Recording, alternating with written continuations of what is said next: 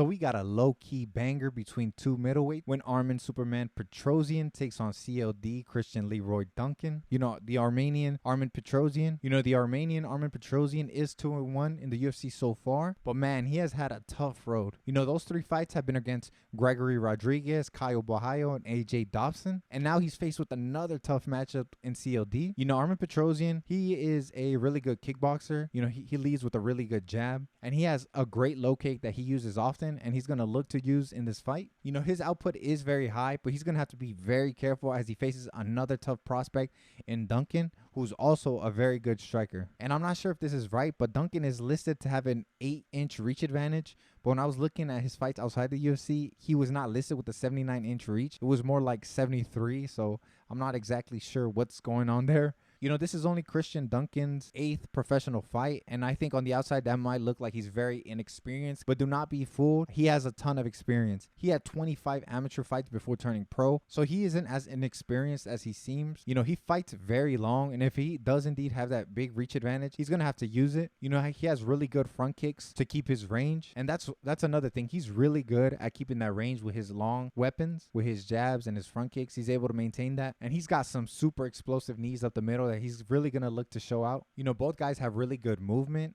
and really good footwork.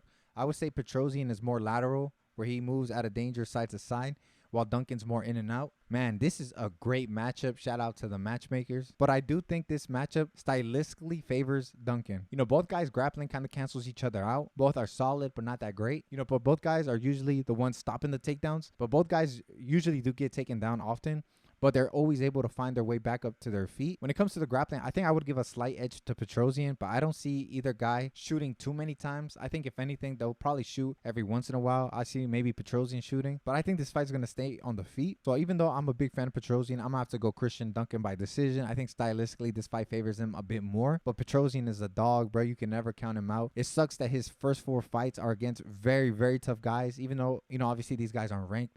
Man, these guys are tough.